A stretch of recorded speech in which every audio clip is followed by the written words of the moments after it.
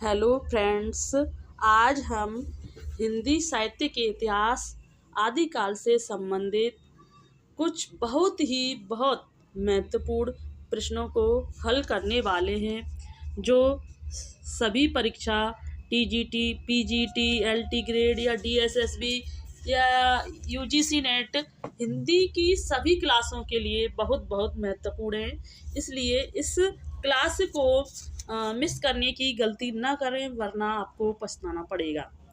आओ हम अब क्लास स्टार्ट करते हैं। नंबर 1, हिंदी साहित्य।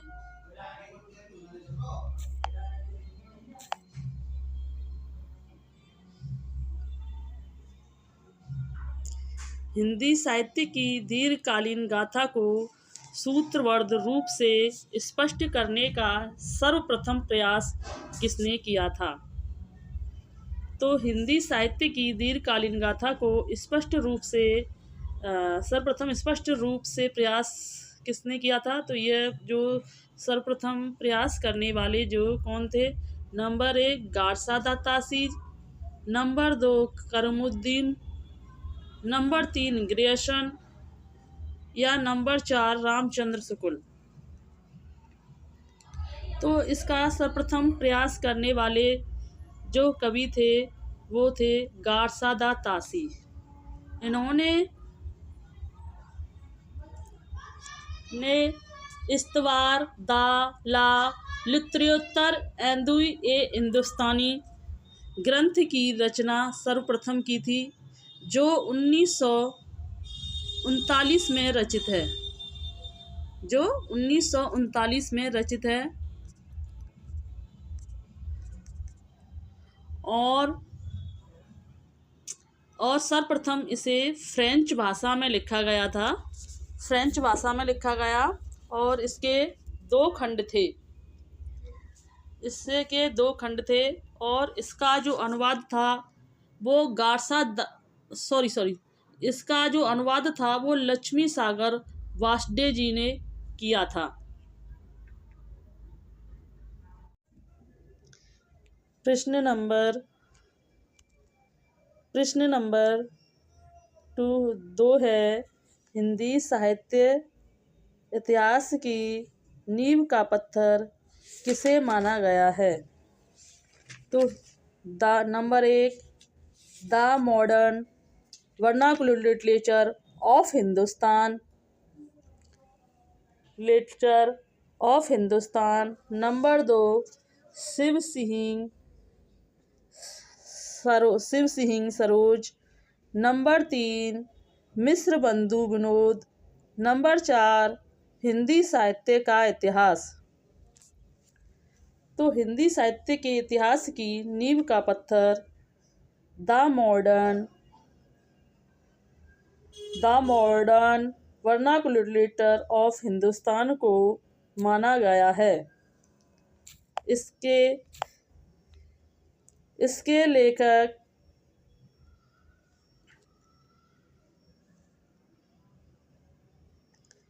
को माना गया है। इसके लेखक जॉर्ज अब्राहम ग्रियर्सन हैं, जिन्होंने इसकी रचना 1988 ईस्वी में की थी। नंबर 2 है शिव सिंह सरोज की रचना। शिव सिंह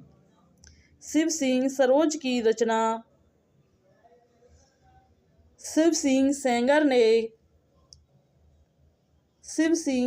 ने 1883 ईस्वी में की थी।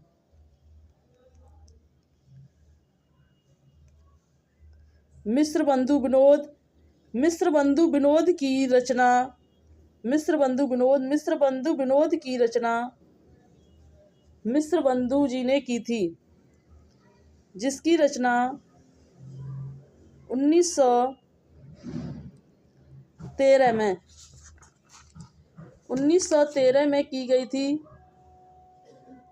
जिसके 4 भाग थे, जिसके 3 भाग 1913 में और चौथा भाग 1934 में प्रकाशित हुआ था। नंबर 4, हिंदी साहित्य का इतिहास के लेखक आचार्य शुक्ल जी थे, जिन्होंने इसकी रचना 1929 ईस्वी में की थी।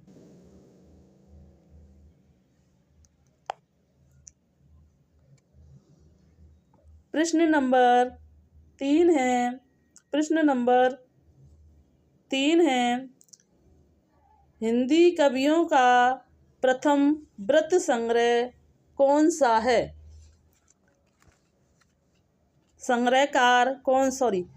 हिंदी कवियों का प्रथम व्रत संग्रहकार कौन सा है? Number 1 Garcin de Tassy, number 2 Karimuddin, number 3 Shiv Singh Sengar और नंबर 4 रामचंद्र शुक्ल। तो हिंदी कवियों का प्रथम व्रत संग्रह शिव सिंह सेंगर को माना गया है।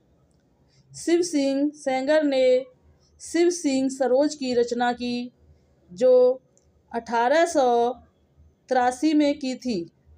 शिव सिंह सेंगर की शिव सिंह सरोज रचना वो हिंदी का सर्वप्रथम इतिहास माना जाता है। रामचंद्र शुक्ल ने हिंदी साहित्य के इतिहास की रचना 1929 में की थी।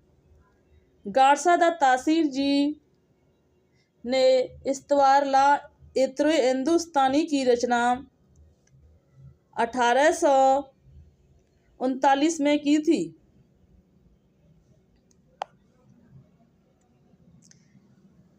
प्रश्न नंबर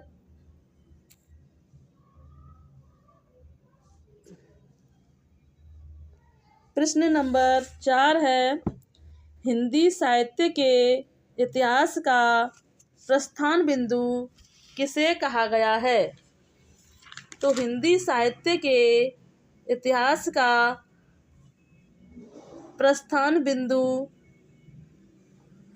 नंबर 1 शिव सिंह सरोज को, नंबर 3 हिंदी साहित्य के इतिहास को,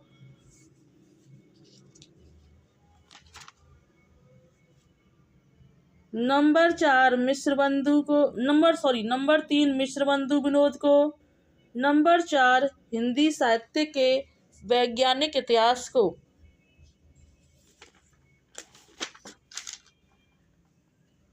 तो हिंदी साहित्य के इतिहास का प्रस्थान बिंदु जो माना जाता है वो मिश्रबंधु विनोद को माना जाता है, जो 1913 में रचित है। इसके 4 भाग हैं, जो इसके 3 भाग 1913 में और चौथा भाग 1934 में प्रकाशित हुआ था। शिव सिंह सरोज के लेखक शिव सिंह सेंगर हैं, जिसकी रचना 1883 ईस्वी में की गई थी।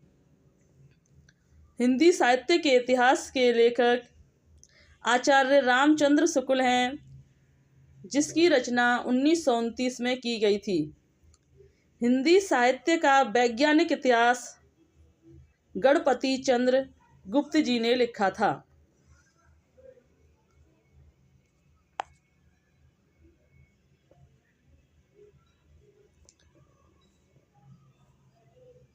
प्रश्न नंबर 5 है द मॉडर्न वर्नाकुलर लिटरेचर का हिंदुस्तान को हिंदी का प्रथम साहित्य इतिहास ग्रंथ किसने माना है? तो नंबर 1 डॉक्टर गणपति चंद्र गुप्त,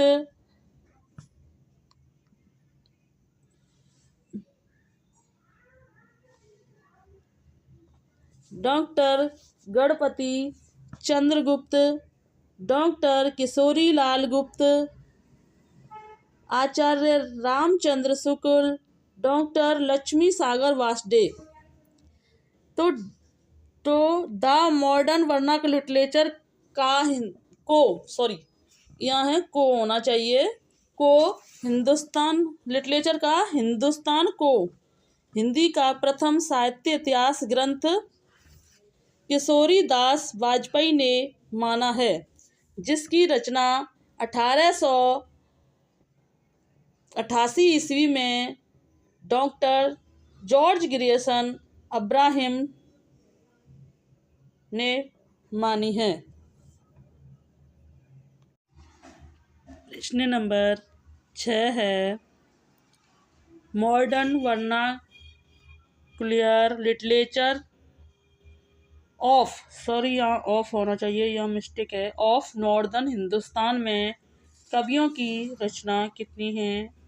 नंबर 1 951, नंबर 2 1000, नंबर 3 692, नंबर 4 750।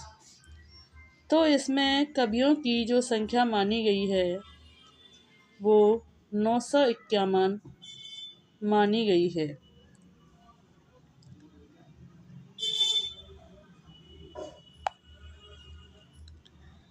प्रश्न नंबर 7 है, मिस्र बांधो, यह मिस्र बांधो नहीं है, यह मिस्र बंधु है।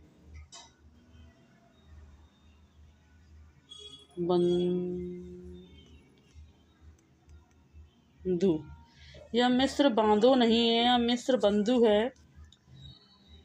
मिस्र बंधु में कौन सा नाम सम्मिलित नहीं है? तो number 1 Shyam Bihari, number 2 Sukhdev Bihari, number 3 Ganesh Bihari, number 4 Krishna Bihari. तो मिस्र बंधु में जो सम्मिलित नहीं है वे हैं कृष्ण बिहारी। मिस्र बंधु में 3 भाई हैं, गणेश, श्याम और सुखदेव बिहारी। कृष्ण बिहारी इनके भाई नहीं हैं, इसलिए इन्हें मिस्र बंधुओं में शामिल नहीं किया जाता है। प्रश्न नंबर 8 है कि हिंदी नवरत्न के लेखक कौन हैं? नंबर 1 शिव सिंह सेंगर, नंबर 2 मिश्र बंधु, नंबर 3 वियोगी हरि, नंबर 4 श्याम सुंदर दास। तो हिंदी नवरत्न के लेखक, हिंदी नवरत्न के लेखक माने जाते हैं मिश्र बंधु जी, जिसकी रचना इन्होंने 1910 में की थी।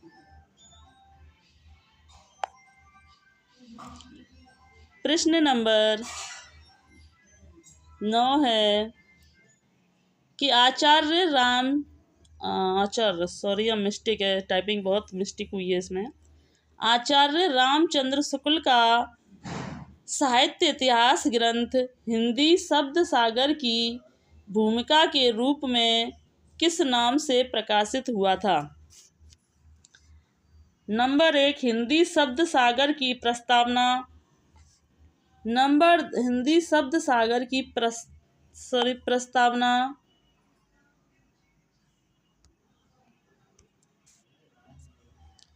हिंदी शब्द सागर की प्रस्तावना, यह हिंदी साहित्य का इतिहास, यह हिंदी साहित्य का इतिहास नहीं है, यह हिंदी साहित्य का विकास है।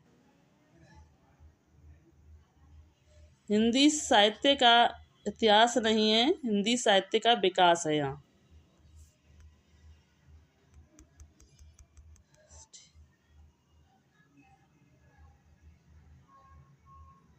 विकास, यह हिंदी साहित्य का इतिहास नहीं, हिंदी साहित्य का विकास है। हिंदी साहित्य और चित्रवृत्ति का विकास, हिंदी साहित्य का समीक्षात्मक इतिहास। इसमें काफ़ी टाइपिंग मिस्टेक हुई है, इसके लिए आपसे क्षमा प्रार्थी हैं। तो इसमें हिंदी साहित्य इतिहास ग्रंथ में हिंदी शब्द सागर की जो भूमिका थी वो हिंदी साहित्य के विकास के रूप में प्रकाशित हुई थी।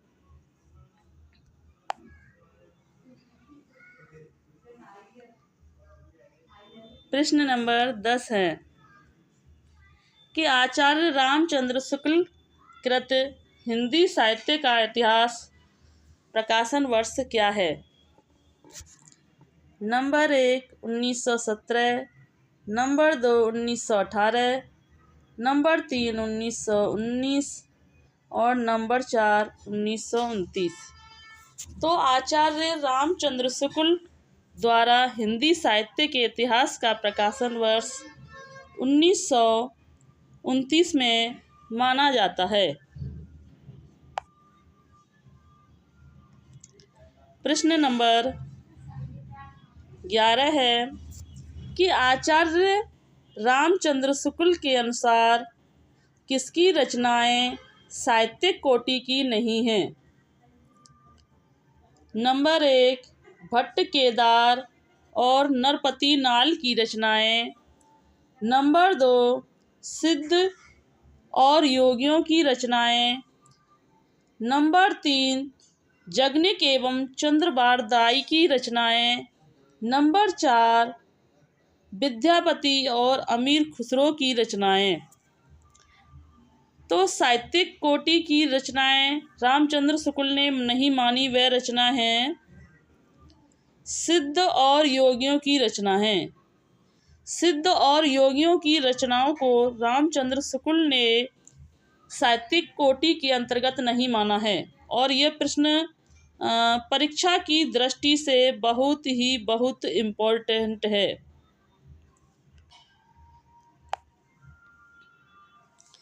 हिंदी साहित्य का इतिहास का वह प्रमुख ग्रंथ जो अभी तक अधूरा है। तो हिंदी साहित्य के इतिहास का प्रमुख ग्रंथ जो अभी तक अधूरा है, हिंदी साहित्य का आधा इतिहास, नंबर 2 हिंदी साहित्य का दूसरा इतिहास, नंबर 3 हिंदी साहित्य का समीक्षात्मक इतिहास, नंबर 4 हिंदी साहित्य का आलोचनात्मक इतिहास। तो अभी तक जो ग्रंथ है अधूरा है वो है हिंदी साहित्य का आलोचनात्मक इतिहास। तो हिंदी साहित्य का जो आलोचनात्मक इतिहास है वो डॉक्टर राम कुमार वर्मा जी के द्वारा रचित है, जो अभी तक यह ग्रंथ अधूरा है। हिंदी साहित्य का समीक्षात्मक इतिहास के जो लेखक हैं वह डॉक्टर वासुदेव सिंह को माना गया है। हिंदी साहित्य का जो दूसरा इतिहास लिखा है वो बच्चन सिंह ने लिखा है। हिंदी साहित्य का जो आधा इतिहास लिखा है वो सुमन राजे जी ने लिखा है। प्रश्न नंबर 13 है हिंदी साहित्य के इतिहास को आलोचनात्मक ढंग से समझाने का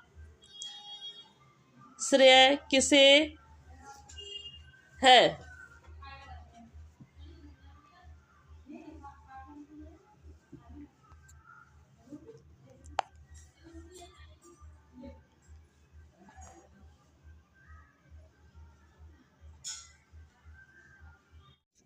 प्रश्न नंबर 13 है हिंदी साहित्य के इतिहास को आलोचनात्मक ढंग से समझाने का श्रेय किसे है? तो हिंदी साहित्य के इतिहास को आलोचनात्मक ढंग से समझाने का श्रेय पद्मलाल पुन्नालाल बख्शी जी को, शिव सिंह सेंगर को, वियोगी हरि जी को या बाबू श्याम सुंदर दास को है। तो हिंदी साहित्य के इतिहास को आलोचनात्मक ढंग से समझाने का जो श्रेय है वो पद्मलाल पुन्नालाल बख्शी जी को है। प्रश्न नंबर 14 है हिंदी साहित्य के इतिहास में काल विभाजन का सर्वप्रथम प्रयास किसने किया था?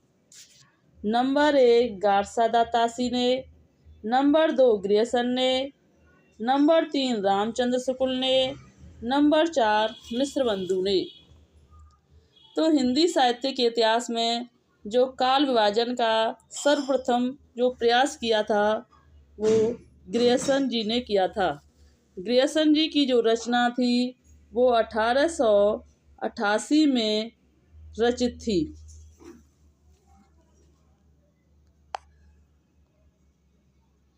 प्रश्न नंबर 15 है, डॉक्टर ग्रियर्सन ने अपने साहित्य इतिहास ग्रंथ में आरंभिक काल को क्या नाम दिया है?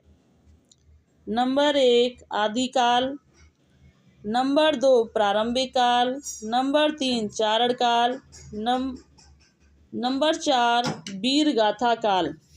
तो डॉक्टर ग्रियर्सन ने अपने साहित्य इतिहास ग्रंथ में आरंभिक काल को चारण काल नाम दिया है। चारण काल नाम डॉक्टर ग्रियर्सन ने और डॉक्टर राम कुमार वर्मा ने भी दिया है। आदिकाल, आरंभिक काल को आदिकाल जो नाम दिया है वो हजारी प्रसाद द्विवेदी जी ने दिया है। प्रारंभिक काल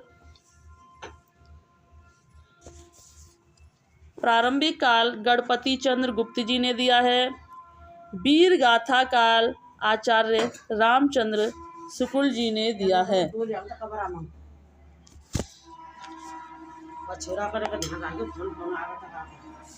प्रश्न नंबर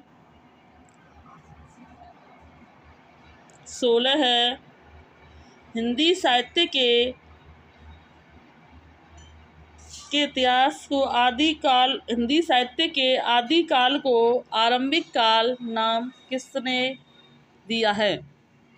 तो हिंदी साहित्य के आदिकाल को आरंभिक जो नाम दिया मिश्रबंधु विनोद ने, गार्सा दा तासी ने, शिव सिंह सेंगर ने या डॉक्टर ग्रियर्सन ने।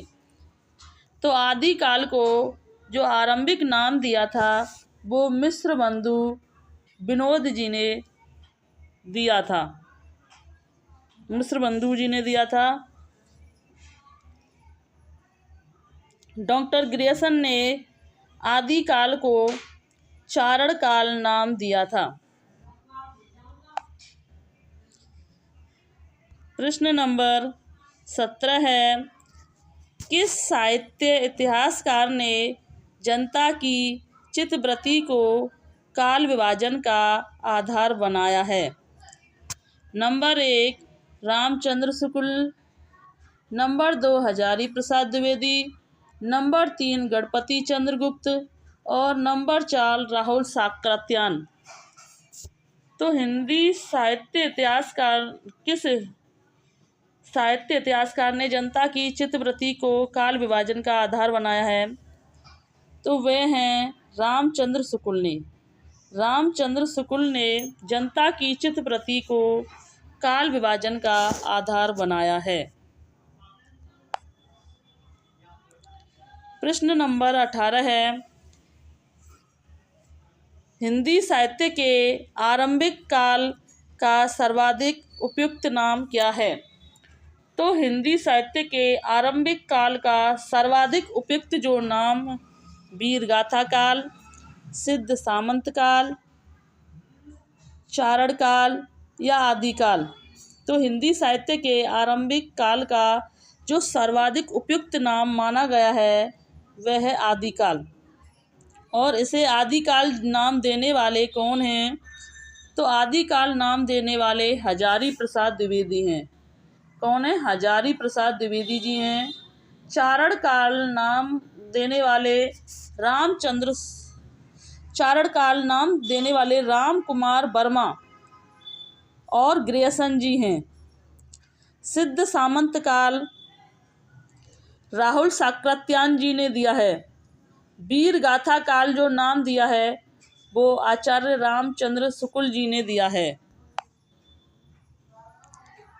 प्रश्न नंबर 19 है, आचार्य रामचंद्र शुक्ल ने अपने साहित्य इतिहास ग्रंथ में लगभग कितने वर्षों तक के साहित्य पर प्रकाश डाला है? Number 1 950, number 2 1000, number 3 1500, number 4 2000। तो रामचंद्र शुक्ल जी ने अपने 950 वर्षों के इतिहास पर प्रकाश डाला है। प्रश्न रिपीट हो चुका है। प्रश्न नंबर 20 है, किसके साहित्य इतिहास में आदिकाल के लिए चारण काल शब्द का प्रयोग नहीं हुआ है? तो number 1 Grierson, number 2 doctor Ram Kumar Verma, number 3 doctor Ramashankar Shukla Rasal है, या मिस्टर रमा है या राम नहीं है। नंबर 4 रामचंद्र शुक्ल। तो आदिकाल के लिए चारण काल जो शब्द का प्रयोग नहीं किया है तो वह रामचंद्र शुक्ल ने और रमाशंकर शुक्ल रसाल ने, इन दोनों ने नहीं किया है। जबकि चारण काल शब्द का प्रयोग ग्रियर्सन ने भी किया है और डॉक्टर राम कुमार वर्मा ने भी किया है।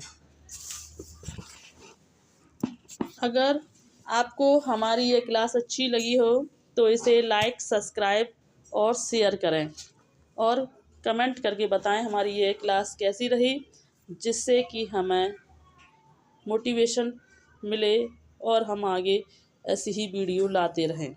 धन्यवाद।